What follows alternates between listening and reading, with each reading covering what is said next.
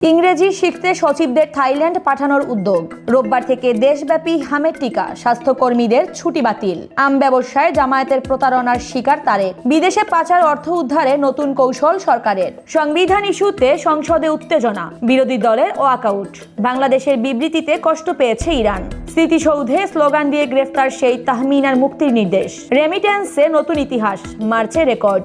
ইংরেজি ভাষায় দক্ষতা বাড়াতে উপসচিব থেকে সিনিয়র সচিব পর্যায়ে প্রায় 350 কর্মকর্তাকে থাইল্যান্ডে প্রশিক্ষণে পাঠানোর উদ্যোগ নিয়েছে জনপ্রশাসন মন্ত্রণালয়। জানা গেছে, প্রশিক্ষণ কেন্দ্রটি পর্যটন শহর পাতায়ার কাছাকাছি। দেশে প্রশিক্ষণে আগ্রহ কম থাকায় এই উদ্যোগ নেওয়া হয়েছে, যা বাস্তবায়ন করবে বিয়াম ফাউন্ডেশন। প্রকল্পটি একনেক সভায় অনুমোদনের জন্য উপস্থাপন করা হতে পারে। তবে অর্থনৈতিক সংকটের মধ্যে এমন উদ্যোগের সমালোচনা করছেন বিশেষজ্ঞরা। সাবেক সচিব AKM আব্দুল আউয়াল মজুমদার ও TIB ডক্টর ইফতেখারুজ্জামান এ উদ্যোগকে প্রশ্নবিদ্ধ করেছেন। তারা বলেন, ইংরেজি শেখার জন্য বিদেশ যাওয়ার প্রয়োজন নেই। এ বিষয়ে বিয়াম কর্তৃপক্ষ প্রকাশ্যে মন্তব্য করতে রাজি হয়নি। সরকার জরুরি ভিত্তিতে রোববার থেকে শিশুদের জন্য হামের টিকা কার্যক্রম শুরু করবে বলে জানিয়েছেন স্বাস্থ্যমন্ত্রী সর্দার শাখাওয়াত হোসেন। ব্রিফিংয়ে তিনি জানান, 6 মাস থেকে 10 বছর বয়সী সকল শিশুকে টিকা দেওয়ার মাধ্যমে পুরো জেনারেশন কভার করা হবে। এ সময় API এর অন্যান্য টিকা কার্যক্রমও চলবে। বৃহস্পতি ও শুক্রবারের মধ্যে টিকা ও সিরিঞ্জ সংগ্রহ করে সারা দেশে পাঠানো হবে। দেশের স্বাস্থ্যকর্মীদের ছুটি বাতিল করা হয়েছে, যাতে টিকা কার্যক্রম সুষ্ঠুভাবে সম্পন্ন হয়। হাম মোকাবিলায় পর্যাপ্ত ভেন্টিলেটর ও হাসপাতালের শয্যা প্রস্তুত রাখা হয়েছে। মন্ত্রণালয় নিশ্চিত করেছে, দেশের শিশুদের নিরাপত্তা ও স্বাস্থ্য সুরক্ষা সর্বোচ্চ অগ্রাধিকার পাবে।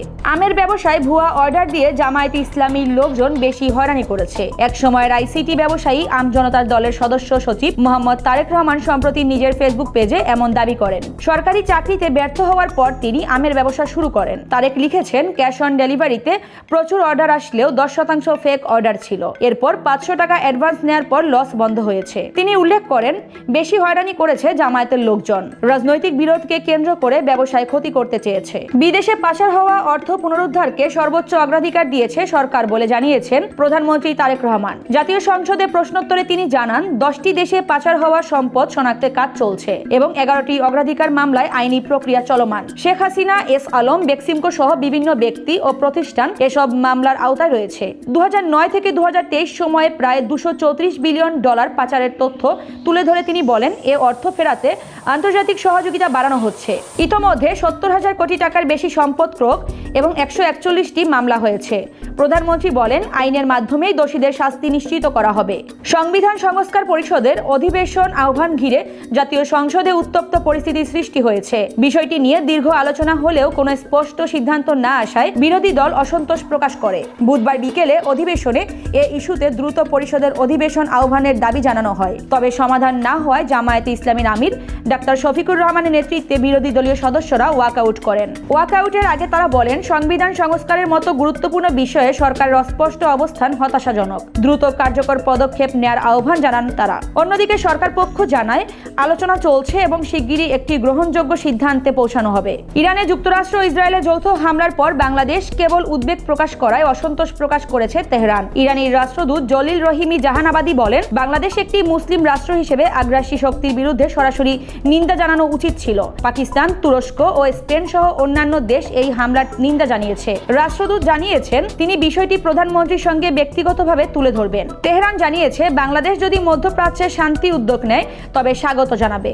এছাড়া ইরানে থাকা বাংলাদেশিদের নিরাপদ প্রত্যাবর্তনে সহযোগিতার আশ্বাস দিয়েছেন। বাংলাদেশের আন্তর্জাতিক অবস্থান আরো স্বচ্ছ হওয়া প্রয়োজন বলে উল্লেখ করেছেন ইরানি রাষ্ট্রদূত। অভিযোগ না পেয়ে স্মৃতিসৌধে আটক তাহমিনার মুক্তির নির্দেশ দিয়েছে আদালত। সাভারের জাতীয় স্মৃতিসৌধে আওয়ামী লীগের পক্ষে স্লোগান দেওয়ার ঘটনায় আটক 3 সন্তানের জননী তাহমিনা আক্তারের বিরুদ্ধে কোনো সুনির্দিষ্ট অভিযোগ পায়নি ডিবি পুলিশ। বুধবার আদালতে প্রতিবেদন জমা দেন ডিবির উপপরিদর্শক আব্দুল মুত্তালিব। তা আমলে নিয়ে ঢাকার senior judicial magistrate Afroza Sultana Sweety তাকে অব্যাহতি দিয়ে মুক্তির নির্দেশ দেন। তদন্তে বলা হয়, তাহমিনা কোনো রাজনৈতিক দলের সঙ্গে জড়িত নয়। কিছু ব্যক্তি তাকে ভুল বুঝিয়ে সেখানে নিয়ে যান। তার বিরুদ্ধে নাশকতামূলক কর্মকাণ্ডের প্রমাণও মেলেনি। 26 মার্চ 3 সন্তান সহ আটক তাহমিনার আইনজীবী জানান, প্রক্রিয়া শেষে বৃহস্পতিবার তার মুক্তি হতে পারে। রেমিটেন্সে নতুন রেকর্ড গড়েছে বাংলাদেশ। মার্চ মাসে প্রবাসীরা দেশে পাঠিয়েছেন $375 কোটি 50 লাখ, যা একক মাসে দেশের ইতিহাসে সর্বোচ্চ।